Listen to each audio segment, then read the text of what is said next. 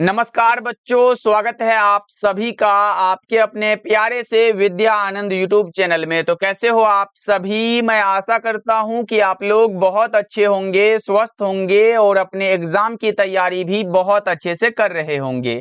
तो बच्चों, आज का ये क्लास आपके लिए बहुत ज़्यादा इम्पोर्टेंट है, क्योंकि आज के क्लास में हम लेके आए हैं आपके लिए 12th क्लास के केमिस्ट्री का पूरे 70 मोस्ट इम्पोर्टेंट ऑब्जेक्टिव क्वेश्चन। और बच्चों, यहां से बहुत सारा प्रश्न आपके बोर्ड एग्जाम में देखने को मिलेगा, तो इस क्लास को बिल्कुल ध्यान से देखिएगा और आज के क्लास में दिए जाने वाले सभी प्रश्नों को आप लोग अच्छे से याद भी करते हुए चलिएगा। ओके, देखिए पहला नंबर सवाल आपके सामने है और बच्चा पार्टी आप लोग भी आंसर को लगाते हुए चलिएगा।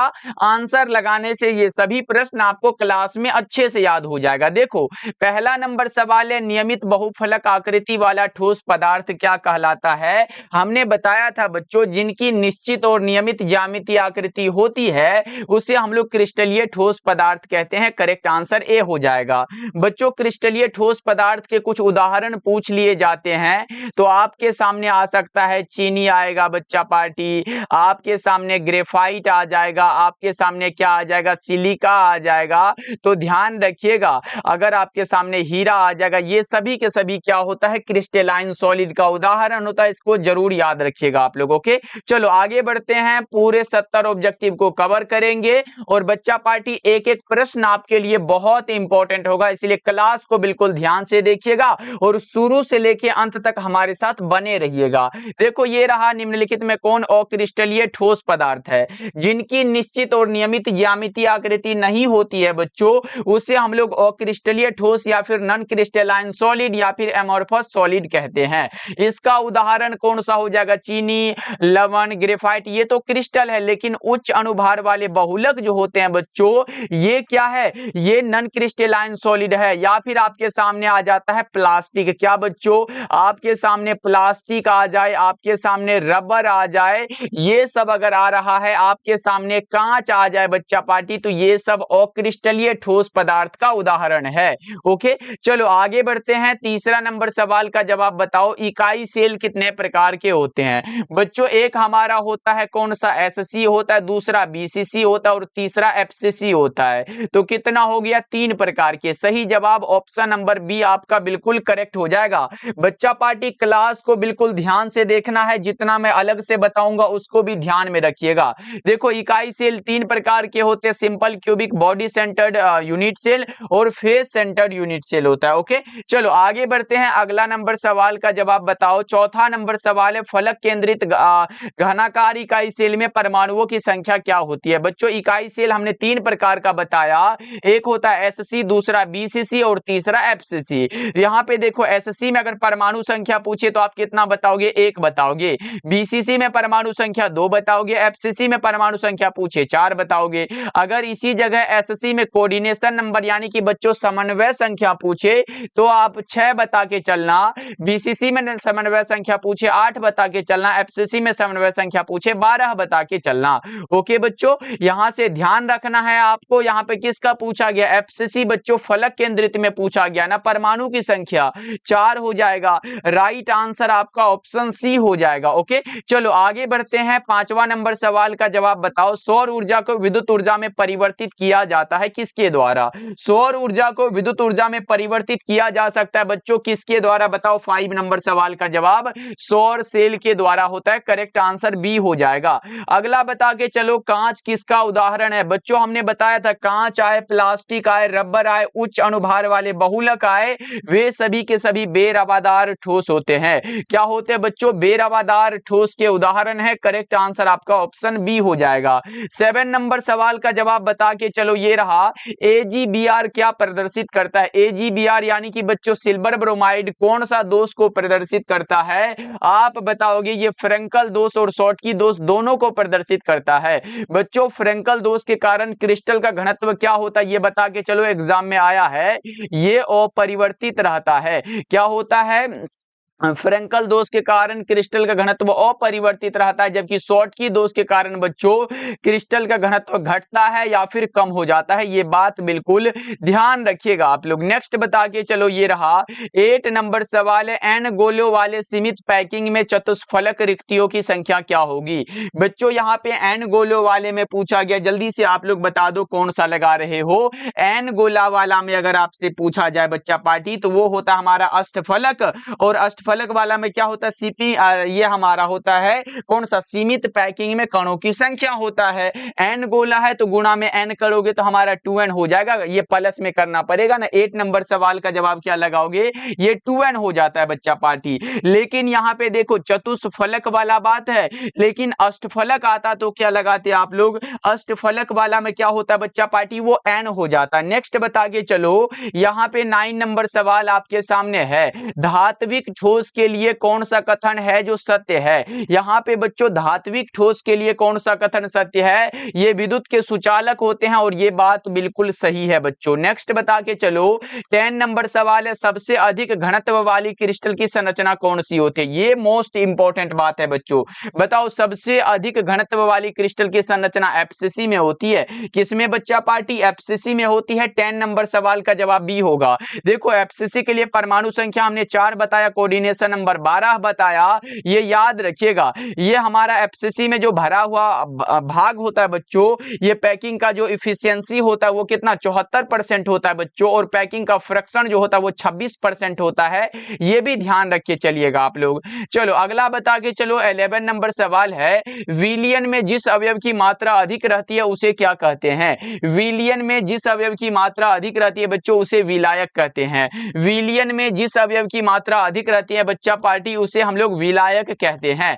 ओके, देखो मोललता का मात्रक कौन सा होगा, आपने पढ़ा होगा प्रति केजी विलायक में घुले हुए विलय के मोलों की संख्या को हम मोललता कहते हैं। तो आप क्या बताओगे, मोल प्रति केजी हो जाएगा। कौन सा सर, मोल प्रति केजी। ऑप्शन नंबर बी आपका बिल्कुल करेक्ट हो जाएगा। ओके, अगर बच्चों मोललता की जगह क्या होता, मोलरता, अगर मोलरता वाला बात होता तो मोल पर आप लीटर बता के आते, क्योंकि प्रति लीटर विलय, ये हमारा प्रति लीटर विलियन में घुले हुए विलय के मोलों की संख्या को कहते हैं। ओके चलो आगे बढ़ते हैं। 13 नंबर सवाल है, विलियन के अनुसंख्यक गुणधर्म का कौन सा उदाहरण होगा। हमने बताया था कि विलियन का अनुसंख्यक गुणधर्म वह है जो विलियन में उपस्थित विलय के कणों की संख्या पर निर्भर करता है। इसके 4 एग्जाम्पल होते हैं, हिमांक का अवनमन, क्वथनांक का उन्नयन, परासरणी दाब। इनमें से सभी आपका बिल्कुल करेक्ट हो जाएगा। ध्यान से देखिएगा बच्चों, अब की बार एक एग्जाम्पल आ गया था परासरणी दाब वाला, तो मैंने तीनों एग्जाम्पल आपको बता दिया, और एक वाष्प दाब का आपेक्षिक अवनमन होता वो भी मैं आपको यहाँ पे बता देता हूं। तो आप ऐसा मत कीजिएगा कि सर नहीं बताए थे। ओके, जितना बताया जा रहा है एकदम ध्यान से क्लास को देखना है। परासरणी दाब किस पर निर्भर करता है बच्चों, परासरणी दाब निर्भर करता है विलियन की मोलर सांद्रता पर। किस पर बच्चों, विलियन की मोलर सांद्रता पर। चलो अगला बता के चलो, ये रहा, समुद्री जल को लवणहीन करने की कौन सी विधि है। उल्टा परासरण द्वारा समुद्री जल को लवणहीन किया जाता है। बच्चों 2 नंबर में पूछेगा समुद्री जल को किस विधि से लवणहीन किया जाता है, तो आप बताओगे समुद्री जल को उल्टा परासरण द्वारा, यानी कि रिवर्स ऑस्मोसिस द्वारा क्या किया जाता है, लवणहीन किया जाता है बच्चों। चलो आगे बढ़ते हैं। 16 नंबर सवाल है, बर्कले एवं हार्टले विधि का उपयोग किसके मापन में किया जाता है। बर्कले और बच्चों हार्टले विधि का उपयोग किसके मापन में होता है, वो होता परासरणी दाब के मापन में। सही जवाब ऑप्शन बी हो जाएगा, जिसे आप ऑस्मोटिक प्रेशर कहते हो। चलो क्वथनांक के उन्नयन का क्या सूत्र होगा बच्चों, जल्दी से बताओ, क्वथनांक के उन्नयन का क्या सूत्र बता रहे हो। ये हमारा डेल्टा टीबी बराबर होता है केबी इंटू एम में होता है बच्चों, ये फॉर्मूला है, बिल्कुल ध्यान रखिए चलिएगा आप लोग। जैसे राउल्ट के नियम के लिए अगर आपसे ये फॉर्मूला पूछे बच्चा पार्टी, तो क्या बताओगे। राउल्ट के नियम के लिए अगर फॉर्मूला पूछे, राउल्ट नियम के लिए फॉर्मूला अगर आपसे पूछे, तो पी बराबर क्या बताओगे, पी नोट एक्स बताना। जबकि बच्चों हेनरी के नियम के लिए पूछे, ये सब इंपॉर्टेंट है। अगर हेनरी के नियम के लिए बच्चा पार्टी पूछे तो आप P बराबर KHX बता के चलना, क्योंकि ये दोनों के दोनों इंपॉर्टेंट है। ओके, चलो आगे बढ़ते हैं। 18 नंबर सवाल है, राउल्ट के नियम के अनुसार विलियन के वाष्प दाब का आपेक्षिक अवनमन किसके बराबर होता है? किसके बराबर होगा बच्चों? वो बराबर हो जाता है विलय के मोल प्रभाज के बराबर होता है, जो कि हमने जस्ट बताया। ओके, चलो ये बताओ, प्रश्न है कि राउल्ट के नियम केवल उन विलियनों पर लागू होता है जो क्या हो? राउल्ट का नियम बच्चों आदर्श विलियन के लिए लागू होता है। राउल्ट का नियम बच्चों आदर्श विलियन के लिए लागू होता है। 19 का ऑप्शन ए लगा दो आप लोग। ये सभी प्रश्न का लेवल देख सकते हो, इससे ज्यादा ना आसान आएगा ना भारी आएगा बच्चा पार्टी। इस टाइप का प्रश्न तो आएगा ही एग्जाम में। निम्नलिखित में किसका हिमांक अवनमन अधिकतम होगा? K2SO4 का आपने पढ़ा होगा, जिसका बच्चों क्या, जिसका जो होता है वांट ऑफ फैक्टर अधिक होगा, उसका ये हमारा हिमांक अवनमन भी अधिक होगा। ओके, चलो आगे बढ़ते हैं। 21 नंबर सवाल है, NaCl के जलीय घोल के वैद्युत अपघटन में कैथोड पर निम्नलिखित में कौन मुक्त होता है?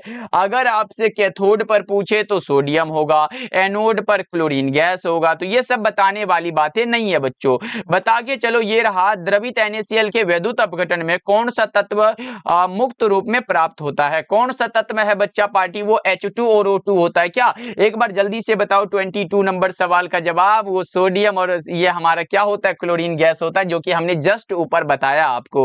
ओके, चलो अगला बता के चलो। फैराडे का द्वितीय नियम किसके अनुपात से संबंधित है? फैराडे साहब का पहला नियम आपने पढ़ा होगा ना बच्चा पार्टी, M बराबर ZCT होता है या फिर M समानुपाती CT होता है। Z एक नियतांक है जिसे हमने विद्युत रासायनिक तुल्यांक कह के बताया था, तो ये पहला नियम है बच्चों। लेकिन फैराडे साहब का दूसरा नियम जो वो किसके अनुपात से संबंधित है ये पूछा गया है, ये रासायनिक तुल्यांक से संबंधित है। ओके, चलो अगला बता के चलो। 24 नंबर सवाल है, विद्युत अपघटन में धारा किसके द्वारा प्रवाहित होती है? विद्युत अपघटन में बच्चों ये धारा जो प्रवाहित होती है वो किसके द्वारा होती है? आयनों के द्वारा होती है। सही जवाब ऑप्शन सी हो जाएगा। चलो 25 नंबर सवाल है, 96,500 कूलम किसके बराबर होता है? हमने बताया था कि एक फैराडे बराबर 96,500 कूलम होगा, और इसके बराबर क्या होता है? इसके बराबर होता है 1 मोल इलेक्ट्रॉन। क्या होगा? इसके बराबर 1 मोल इलेक्ट्रॉन होगा। तो ये भी बात आप याद रख के चलिएगा। चलो अगला बता के चलो, मोलर चालकत्व की क्या इकाई होती है? मोलर चालकत्व की बच्चा पार्टी बताओ जल्दी से, कौन सा लगा रहे हो फटाफट से बच्चा पार्टी। मोलर चालकत्व की क्या इकाई होती है? ओम इनवर्स सेंटीमीटर इनवर्स होता है। आपने पढ़ा होगा बच्चा party, ohm inverse centimetre inverse होता है। ये तो मोलर चालकत्व का तो इकाई नहीं लग रहा है बच्चा पार्टी, बताओ तो। ये ओम इनवर्स सेंटीमीटर ये हमारा सेंटीमीटर इनवर्स जो होता है ये तो सर विशिष्ट चालकत्व का होता है ना, बताओ तो। ये विशिष्ट चालकत्व का होता है, तो ये आपका ये आंसर नहीं होगा। तो ध्यान रखिएगा बच्चा पार्टी, ऐसे प्रश्न आपके सामने आ सकते हैं। देखो मैं बता दूं ये किसका होता है, तो ये सेल स्थिरांक का होता है। यहाँ पे मैं लिख भी दे रहा हूं जिससे आपका कंफ्यूजन दूर होगा। ये सेल स्थिरांक का होता है, क्योंकि आपने पढ़ा होगा G बराबर L बाय कौन सा होता है? A होता है। तो लंबाई का सेंटीमीटर, एरिया का सेंटीमीटर स्क्वायर, एक से एक उड़ा दो तो 1 बाय सेंटीमीटर बचा। तो यही वाला बात तो ऊपर करके लिखा गया है। बताओ, ohm inverse centimetre square mole inverse ये इसका होता है मोलर चालकत्व का, और ओम सेंटीमीटर किसका होता है बच्चा पार्टी? ओम सेंटीमीटर होता है विशिष्ट प्रतिरोध, जिसे आप प्रतिरोधकता बता के चलते हो। ओके, ध्यान रखिएगा। ये भी मैं यहाँ पे लिख देता हूं, ये किसका है? ये यहाँ पे ध्यान रखिएगा, ये विशिष्ट प्रतिरोध जिसे कहते हो, विशिष्ट प्रतिरोध बच्चा पार्टी, जिसे आप क्या कहते हो? जिसे आप लोग प्रतिरोधकता कहते हो। यहाँ पे मैंने लिख दिया, तो रट लो या फिर कॉपी में नोट करो। ओम इनवर्स सेंटीमीटर विशिष्ट चालकत्व, सेंटीमीटर इनवर्स सेल स्थिरांक, ओम सेंटीमीटर विशिष्ट प्रतिरोध या प्रतिरोधकता, और ohm inverse centimetre square mole inverse, तो ये हो जाता है मोलर चालकत्व। और बच्चा पार्टी एक इंपॉर्टेंट बात आपके लिए बतानी थी, जितने बच्चे हमारे द्वारा तैयार फिजिक्स, केमिस्ट्री और बायोलॉजी के इंपॉर्टेंट क्वेश्चन का नोट्स लेना चाहते हो, ऐसे मुझे उम्मीद नहीं था कि इतने सारे बच्चे परचेज करेंगे, और बहुत सारे बच्चे ले चुके हैं। और मैं उम्मीद करूंगा बच्चा पार्टी आपको जो जितना नोट्स में दिया गया है, आप कम से कम अगर आप 15 से 20 दिन अच्छे से मेहनत कर लेते हो तो उसे खत्म कर दोगे आप लोग फिजिक्स, केमिस्ट्री और बायोलॉजी के नोट्स को। देखो ये 3 सब्जेक्ट का गारंटी हमारे द्वारा लिया जा रहा है। आप 90 प्लस तीनों में ला सकते हो अगर आप उसे पढ़ते हो तो, क्योंकि ये हर एक साल के बच्चों को दिया जाता है। अब आपकी बारी है बच्चा पार्टी, मात्र 199 में मिल रहा है। कॉल या मैसेज कर लीजिएगा 70 70 82 16 85 नंबर पे।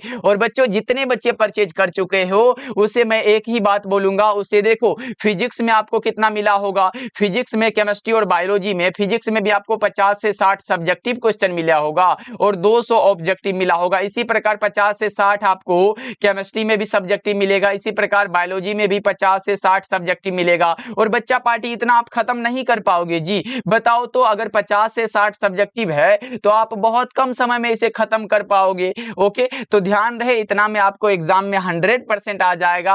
और बच्चा पार्टी ये 199 ये पिछले साल भी इतना था और अब की बार भी इतना ही चार्ज रखा गया, ये कोई बड़ा चार्ज नहीं है। जितने बच्चे ले चुके हो और जितने बच्चे लेना चाहते हो तो इस नंबर पे कॉल या मैसेज कर लीजिएगा, सर हमें 199 वाला नोट्स लेना है। चाहे आप हिंदी मीडियम के हो या फिर इंग्लिश मीडियम के हो, ये दोनों मीडियम के लिए तैयार है बच्चा पार्टी। और साथ में हिंदी का नोट्स बिल्कुल फ्री मिल जाएगा आपको, वो हमारी तरफ से होगा। ओके बच्चा पार्टी, चलो बताओ इस क्वेश्चन का आंसर अब बता दो आप लोग फटाफट से। यहां पे पूछा क्या जा रहा है बच्चा पार्टी, विद्युत अपघटनी सेल में एनोड क्या होता है। एनोड के बारे में पूछा गया, हमने बताया था ना, एनोड धनात्मक होता है, कैथोड ऋणात्मक होता है, नहीं बताया था क्या। ओके, यहां क्या लगा रहे हो, 27 नंबर सवाल का जवाब आपने ए बता के चला। ओके चलो यहां पे एनोड है। चलो अगला बता के चलो, किसमें रेडॉक्स अभिक्रिया स्वतः होती है। किसमें बच्चा पार्टी रेडॉक्स अभिक्रिया स्वतः होती है, तो वो होता है विद्युत रासायनिक सेल में। ऑप्शन बी करेक्ट हो जाएगा।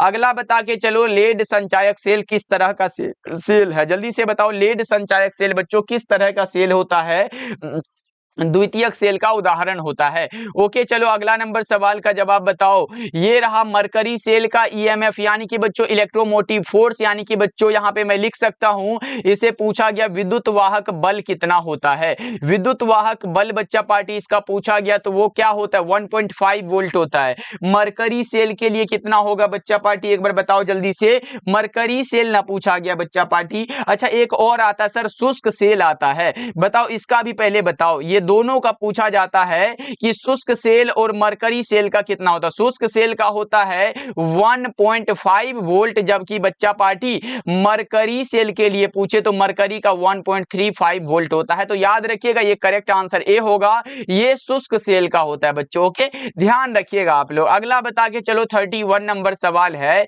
सामान्य अणुओं को सक्रिय जटिल में परिवर्तित करने के लिए आवश्यक अतिरिक्त ऊर्जा क्या कहलाती है। वो क्या कहलाएगी बच्चा पार्टी, वो कहला देती है सक्रियण ऊर्जा, एक्टिवेशन एनर्जी कहलाती है। अगला बता के चलो 32 नंबर सवाल है, आर्हेनियस समीकरण में ई क्या दर्शाता है।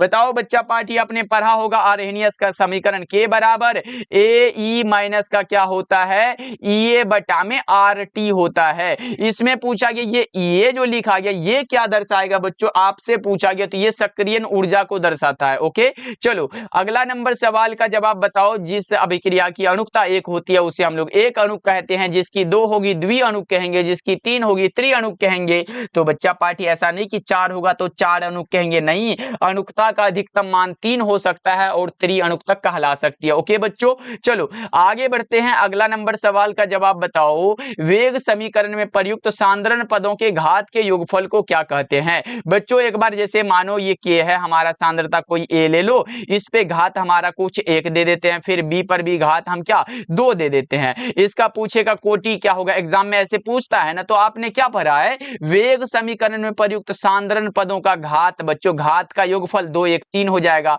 अभिक्रिया की कोटि 3, यानी कि बच्चों ये अभिक्रिया की कोटि हो गई, तो ये हमारा वेग समीकरण में प्रयुक्त सांद्रण पदों के घात के योगफल को क्या कहेंगे, अभिक्रिया की कोटि कहेंगे बच्चों।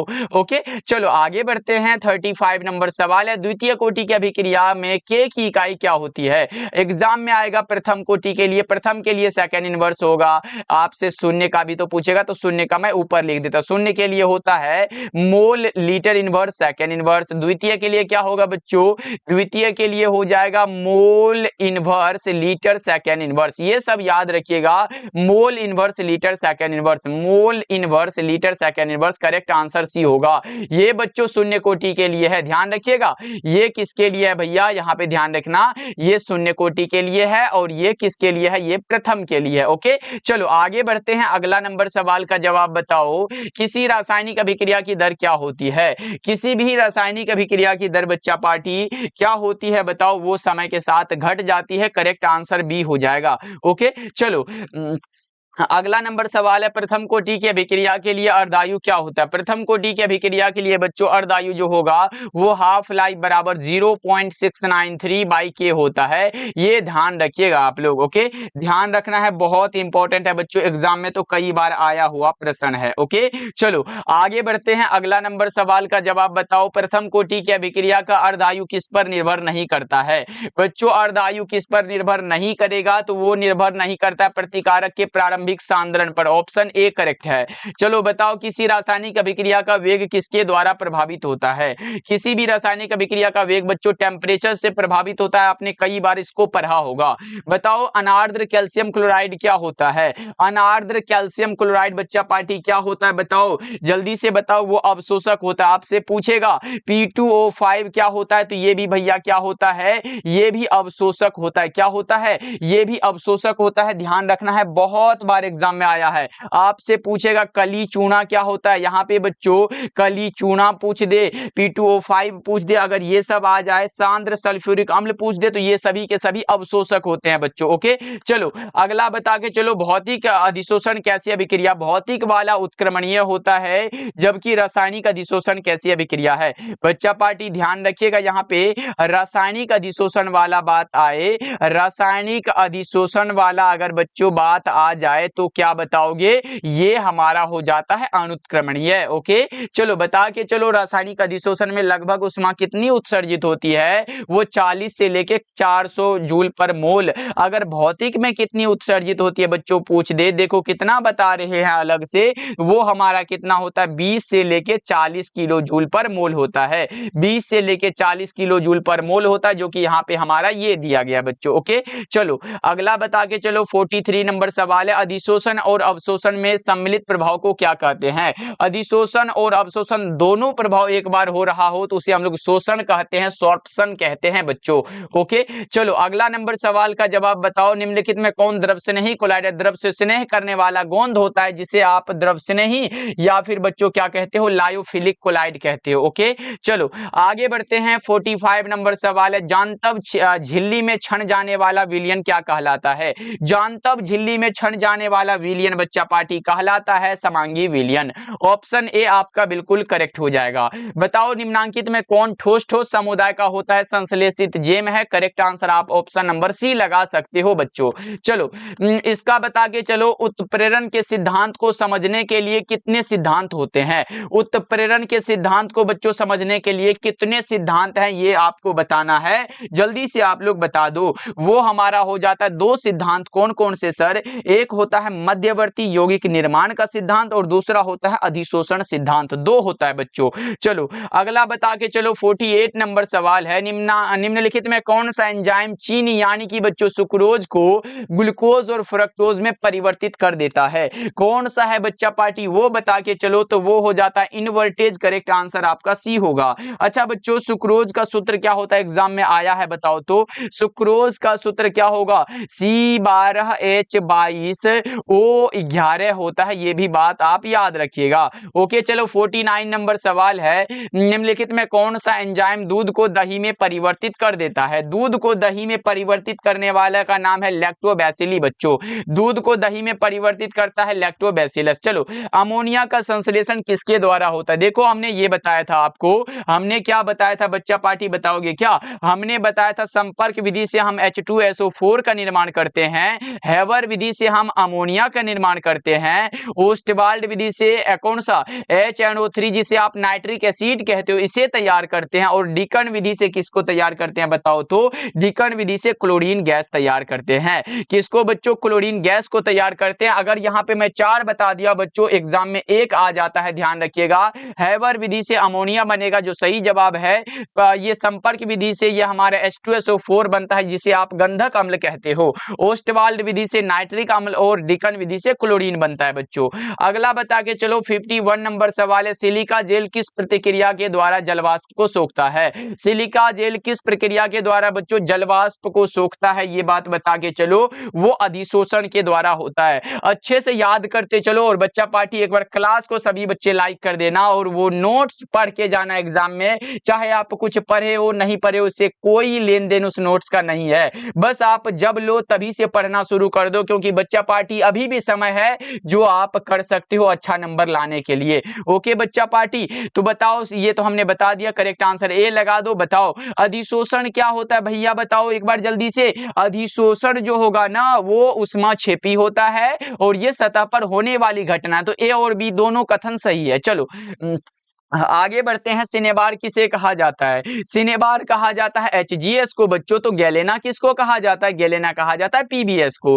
गैलेना बच्चों किसे कहा जाता है? गैलेना PBS को कहा जाता है। चलो अगला बता के चलो, ये रहा कि हॉर्न सिल्वर का सूत्र क्या होता है? हार्न सिल्वर का सूत्र बताओगे क्या कितने बच्चे? हार्न सिल्वर का सूत्र होता है AgCl। तो बच्चों ये बताओ, ये तो कौन सा है? सिल्वर ब्रोमाइड है। Ag2S को क्या कहते हैं? Ag2S को कितने बच्चे बताओगे? इसे हम लोग सिल्वर ग्लांस कहते हैं बच्चों। ओके, तो अभी का करेक्ट आंसर आपका ऑप्शन बी हो जाएगा। अगला बता के चलो, ये रहा वह प्राकृतिक पदार्थ जिससे धातु का निष्कर्षण फायदेमंद होता है, उसे हम लोग क्या कहते हैं? बच्चा पार्टी उसे ही तो हम लोग अयस्क कहते हैं, ओर कहते हैं। This is called ore. Okay चलो आगे बढ़ते हैं। अगला नंबर सवाल, निम्नांकित में कौन सल्फाइड अयस्क है? बच्चा पार्टी यहाँ पे सल्फाइड अयस्क को ध्यान रखो, कभी कभी ऑक्साइड अयस्क पूछ लेता है, आप जल्दी से बता दो। देखो गैलेना का बात आया तो PBS लिखते हो ना, इसे क्या लिखते हो? PBS लिखते हो, तो ये हमारा सल्फाइड अयस्क होता है। यहाँ पे जिंक ब्लेड ZnS लिखते हो क्या? तो यहाँ पे दोनों में S लगा है, मतलब ये दोनों के दोनों सल्फाइड अयस्क है। आप क्या बता के चल रहे हो? 56 का ऑप्शन सी हो जाएगा। ओके चलो अगला नंबर सवाल का जवाब बताओ कि बॉक्साइट एक अयस्क है। बॉक्साइट किसका होगा? एल्युमिनियम का अयस्क होता है। अच्छा बच्चों, बॉक्साइट का सूत्र क्या होता है? एग्जाम में पूछा जाता है, बताओ बॉक्साइट का सूत्र क्या होगा? Al2O3 इंटू में 2H2O होता है। Al2O3 इंटू 2H2O किसका? बॉक्साइट का सूत्र होता है। अगला बताओ आप लोग, 58 नंबर सवाल है, निम्नलिखित में कौन सी धातु कार्बन द्वारा अवकरण से प्राप्त नहीं की जा सकती है? कार्बन के द्वारा अवकरण से बच्चों जो प्राप्त नहीं होती है वो एल्युमिनियम होता है। सही जवाब ऑप्शन सी हो जाएगा। चलो अगला बता के चलो, ये रहा थर्मिट विधि से अवकारक के रूप में किसका उपयोग किया जाता है? थर्मिट विधि से बच्चों अवकारक के रूप में किसका उपयोग किया जाता है, बताओगे क्या? वो एल्युमिनियम का होता है। ऑप्शन बी आपका बिल्कुल सही हो जाएगा। चलो ये बता के चलो, मैग्नेटाइट क्या होता है? मैग्नेटाइट बच्चा पार्टी क्या है? जल्दी से बता के चलो। वो Fe2O3, ये हमारा कौन सा Fe3O4 होता है। तो हेमेटाइट जो कि लोहा का प्रमुख अयस्क है, हेमेटाइट का सूत्र क्या होता है? एग्जाम में आएगा तो आप बताओगे Fe2O3 होता है, ये हेमेटाइट का सूत्र होता है। ओके बच्चों ध्यान रखिएगा। अच्छा ये FeCO3 किसका सूत्र है बच्चों? ये सीडेराइट का होता है, ये सीडेराइट का होता है, याद रखना। ये CuFeS2 किसका है बच्चा पार्टी? ये कॉपर पाइराइट का है। किसका है भैया? कॉपर पाइराइट का ये सूत्र होता है। देखो हमने क्या बताया, अगर ये पूछे तो क्या बताओगे? ये हेमेटाइट का है, ये हमारा मैग्नेटाइट का है, ये सीडेराइट का है और ये कॉपर पाइराइट का है। ओके चलो आगे बढ़ते हैं। अगला नंबर सवाल का जवाब बताओ, निम्नलिखित में कौन सी धातु प्रकृति में मुक्त अवस्था में पाई जाती है? प्रकृति में मुक्त अवस्था में सोना पाई जाती है, प्लेटिनम पाई जाती है। तो ये याद रखना, करेक्ट आंसर आपका डी हो जाएगा। क्या होगा? ऑप्शन डी हो जाएगा। चलो अगला नंबर सवाल का जवाब बताओ, निक्षालन द्वारा अयस्क का क्या किया जाता है? निक्षालन के द्वारा बच्चों अयस्कों का हम सांद्रण करते हैं, कंसंट्रेशन करते हैं। चलो आगे बढ़ते हैं। 63 नंबर सवाल है, निम्नलिखित में किसमें धातु और उसके अयस्क में मेल नहीं है? ये बहुत इंपॉर्टेंट क्वेश्चन हो सकता है, क्योंकि देखो कॉपर किसका अयस्क? Copper pyrite. देखो कॉपर का अयस्क कौन सा? Copper pyrite. जिंक का अयस्क कौन सा है बच्चों?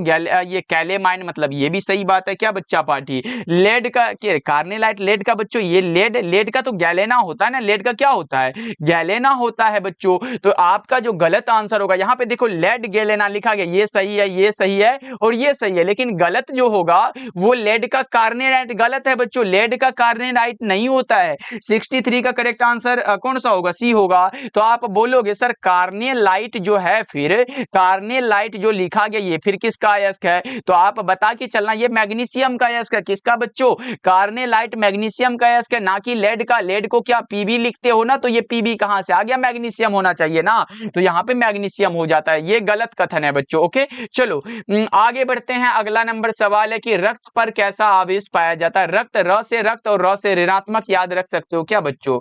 र से रक्त और र से ऋणात्मक सही हो जाएगा। ओके चलो आगे बढ़ते हैं। 65 नंबर सवाल आपके सामने है कि नीला थोथा का रासायनिक सूत्र क्या होता है? नीला थोथा का बच्चों रासायनिक सूत्र बता के चलो। नीला थोथा का CuSO4 × 5H2O होता है। बताओ जल्दी से।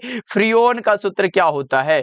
फ्रियोन का CCl2F2 होता है। उसके बाद बच्चा पार्टी ओलियम का बहुत इंपॉर्टेंट है। बताओ ओलियम का क्या हो जाएगा? H2S2O7 हो जाएगा। तो ये सब बात आप ध्यान रख के चलिएगा। ओके चलो अगला नंबर सवाल का जवाब बताओ। अस्थिराख मुख्यतः कौन सा होता है? अस्थिराख बच्चा पार्टी कौन सा होता है? बताओ एक बार। कौन से लगा रहे हैं बच्चा पार्टी? आपने बताया कैल्शियम फास्फेट हो जाता है। क्या हो जाएगा? कैल्शियम फास्फेट बच्चों। चलो नेक्स्ट बता के चलो। ये रहा आपके सामने। निम्नलिखित में कौन हवा में ऑक्सीकृत नहीं होता है? हवा में जो ऑक्सीकृत नहीं हो जाएगा उनका नाम क्या हो जाएगा? उनका नाम बैगनी फास्फोरस होता है, जिनका की घनत्व 2 पॉइंट कितना? बैगनी फास्फोरस का घनत्व 2.34 होता है। और इनका बच्चों द्रव्यमान कितना होता है? बताओ। इनका द्रव्यमान 865 पॉइंट कुछ होता है, 5 के होता है। ऐसे करके ध्यान रखिएगा आप। ओके चलो आगे बढ़ते हैं। अगला नंबर सवाल का जवाब बताओ। 68 नंबर सवाल है अमोनिया का सूत्र क्या होगा? बताओ। इतना आसान से सवाल आएगा क्या? बहुत आता है बच्चों। अमोनिया का NH3 होता है। ये हमारा देखो नाइट्रिक अम्ल भी लिखा गया, तो ये सब ध्यान रखिएगा आप लोग। चलो ये बताओ पिटवा लोहा में कार्बन की मात्रा कितनी होती है? पिटवा लोहा में बच्चा पार्टी कार्बन की मात्रा बताओ कितनी होती है? वो होती है 0.12% से 0.25% के बीच होती है। लेकिन बच्चों ढलवा लोहा में पूछे तब क्या बताओगे? ढलवा लोहा भी आता है। ढलवा लोहा वाला में पूछे कि कार्बन की मात्रा कितनी होती है तो क्या बताओगे?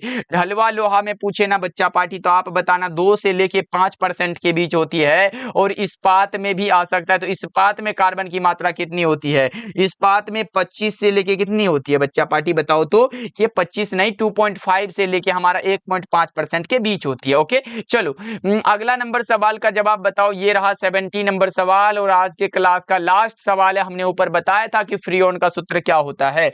बताओ बच्चा पार्टी कौन सा करेक्ट हो जाएगा?